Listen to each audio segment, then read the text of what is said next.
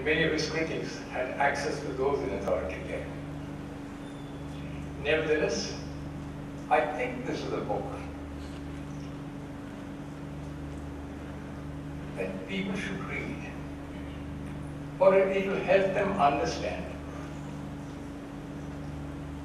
the problems and difficulties of not only sustaining, but also improving the quality of debate and discourse in the university. Admittedly, this is rare in today's day and age. I'm sorry to say that Vishwabharati's problems remain, and they need to be addressed suitably and expeditiously. And I do hope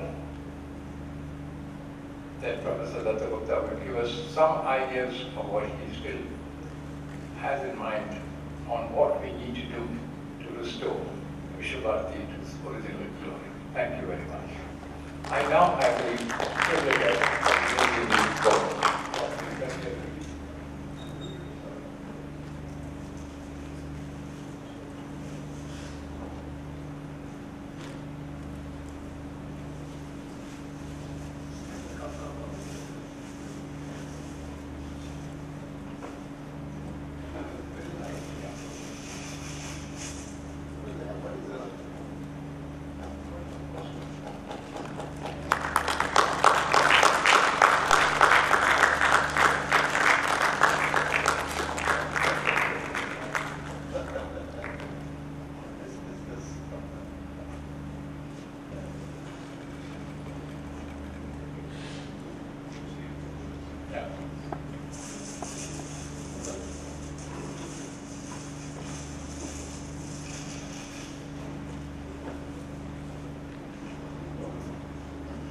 Well, I recommend to read the book.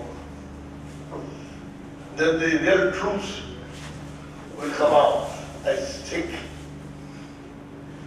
a lot has been written about Vishwabharati. A lot will be written about Vishwabharati.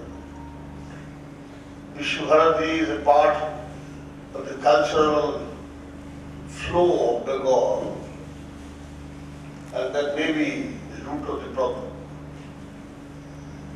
It's not very expensive, reads well, and it has been really balanced in terms of people who also had a critical attitude to Tagore's way of thinking and building up Vishwabharati. In particular, the great historian Jyotirnath Sarkar. I recommend. You see, in our country, I think it's unfortunate that when a person dies, we tend to admire him at any cost. He becomes like godlike. But everybody has his fault. I'm going to say one should exaggerate the fault. One should appreciate greatly the great man of our country, of our Bengal. But I must say, you have to have a critical analysis sometimes, but if nothing else, for your own clarity. And therefore, to know the facts, you should read the book again.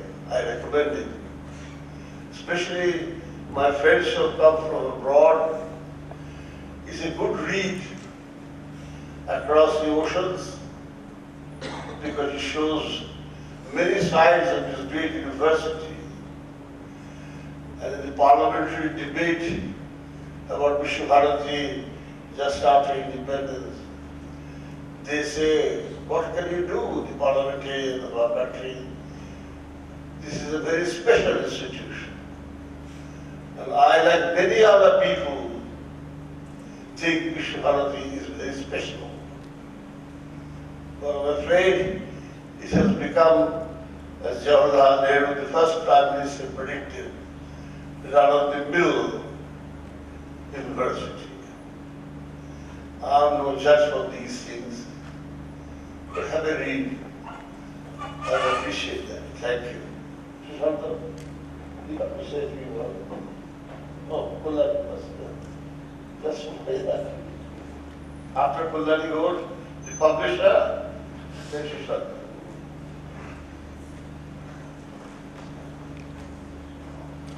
Good morning, everybody. Sinarana, Professor Sinha, Professor Dalgupta, distinguished participants and guests, ladies and gentlemen. We are a very small publisher, but we have taken the bold step of asking the former Vice Chancellor to go into very deep waters, to look at what in the present garb, what Krishna is going to be like, and ask the question whether Rabindranath wanted it to be this. So, over to. So there are some relevant books which we have displayed at the foyer, and you can take a look later on. So now, we should continue.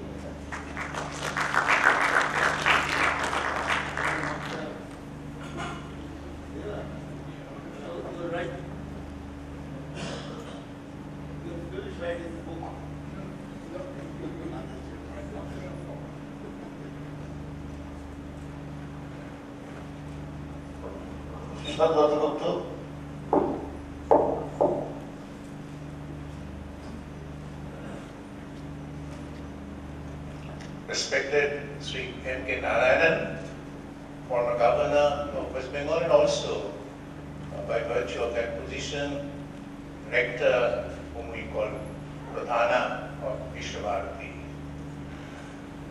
Professor Vikas Sinha, and Kullani Di, Mrs. Kullani Ghosh, our publisher.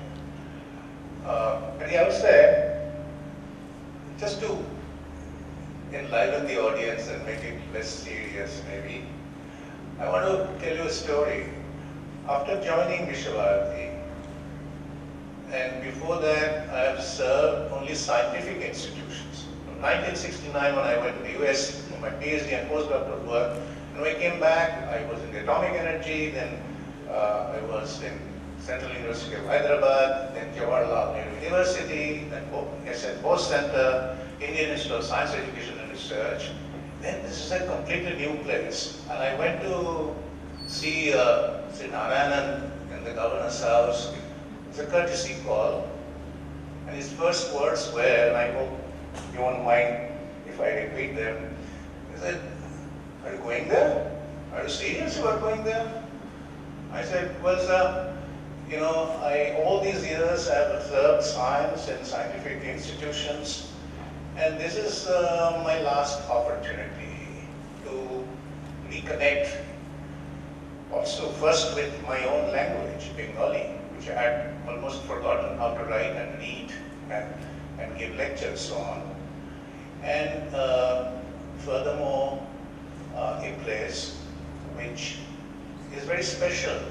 So I said, well, I'll give it a try. Now, having raised that word of apprehension with me, I must tell you that Sri Narayanan and his wife, Mrs. Narayanan, once, along with also another governor and his wife of Andhra Pradesh, they visited us 10 times. They came home for lunch. So that was the support and rapport I had with the Narayanan family. So now about Vishwabharati. Many friends are here from abroad and they might think, why is it so special? So let me just quickly give you a survey. When you think of Vishwabharati, you must think about the entire university system in India, which we lost for centuries after Takshila and Nalanda. Incidentally, I have Italian friends here, and Bologna happens to be the oldest university in Europe, but Nalanda is even older by centuries. But then we had a gap. By the way, Nalanda was actually very international.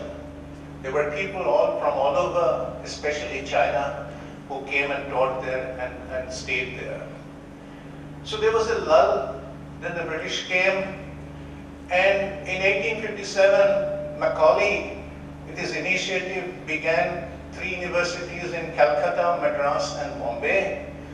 However, if you read Macaulay, his motto was to create institutions with English education, to train the local people into British model of administration, etc.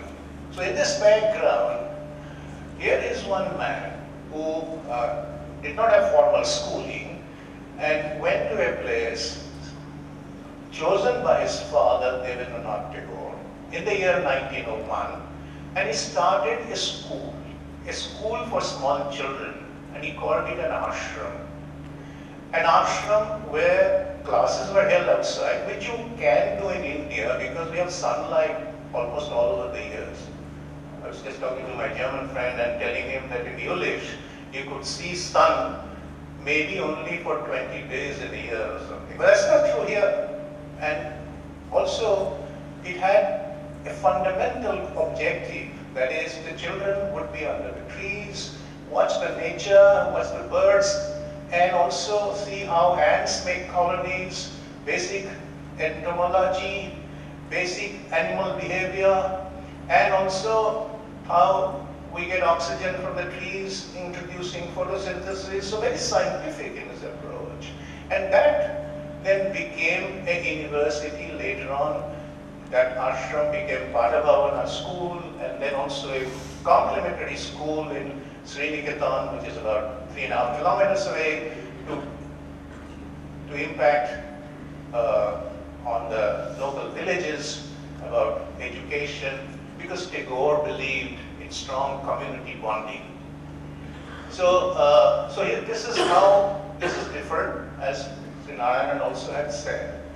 And I must also add that formally Vishwabharati as a university was established in 1921, and prior to that, in 1916, another university also built on Indian ethos, going back to the Upanishad, Vedas, Islamic thoughts, Buddhist thoughts, etc., inspired by Annie Besant and created by Madan Mohan Malviya in 1916 in Benares, Varanasi. It's called the Benares Hindu University, BHU, and before 21 in 1920, Aligarh Muslim University in Aligarh. So these 3 universities were not built on the British model of education. So having said that, so it had strong community bonding. The education was rooted from the very childhood. The 2 schools of Patavana and Shikha Shastra were organically bonded with the university, unlike our Kendriya Vidyalayas, which happen to be in some campuses, but there is hardly any interaction. And so, you see,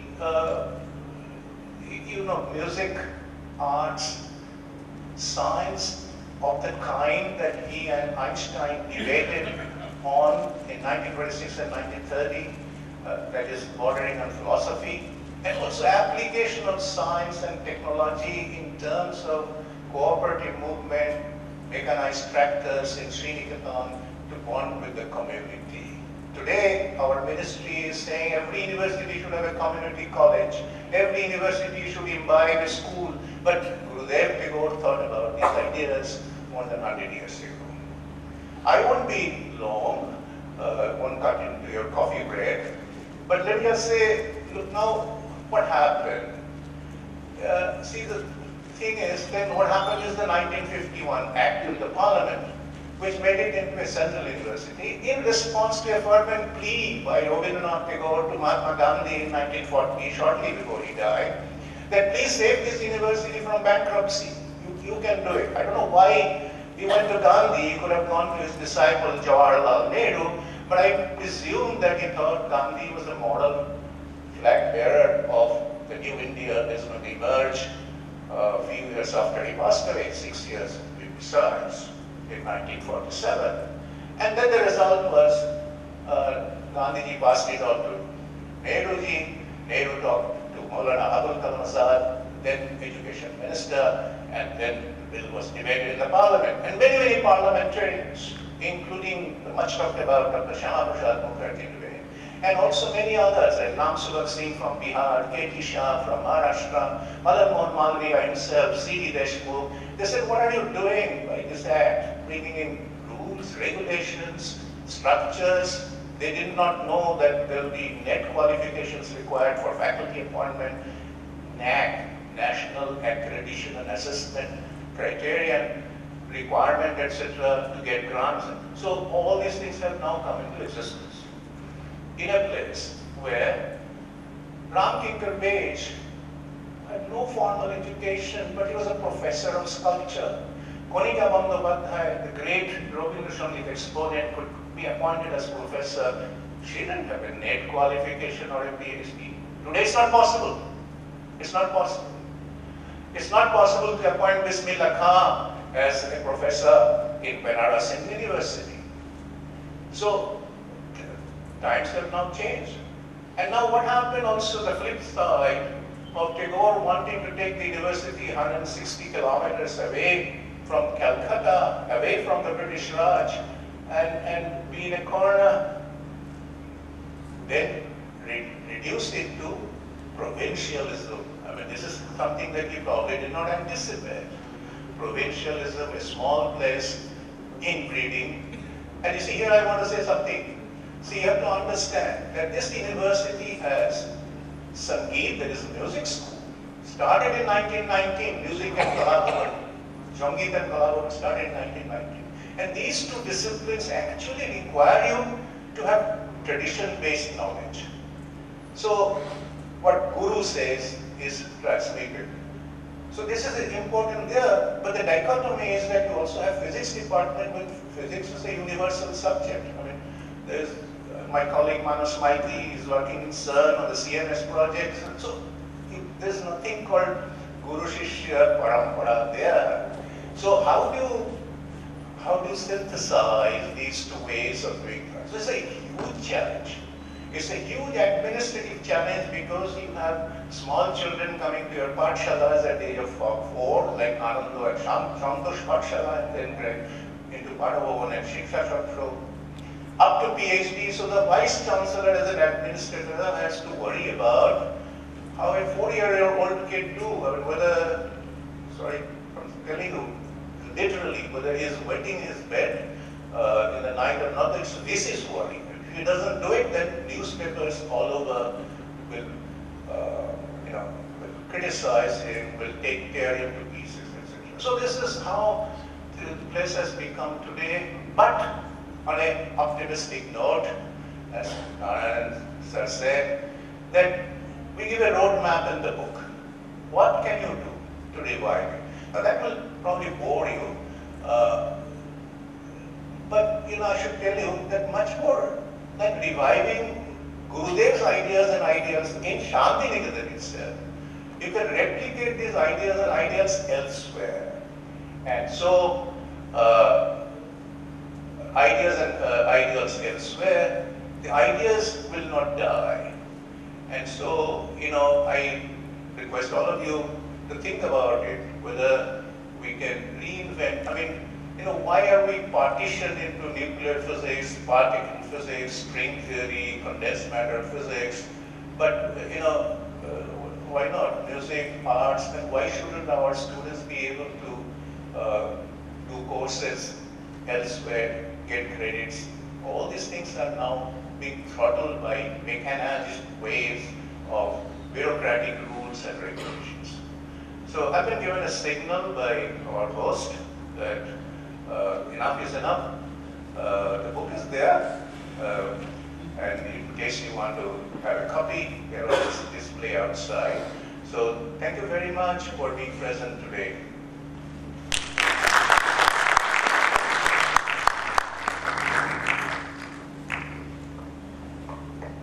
We have a short break for coffee. I won't question after how long. Just come as soon as you finish.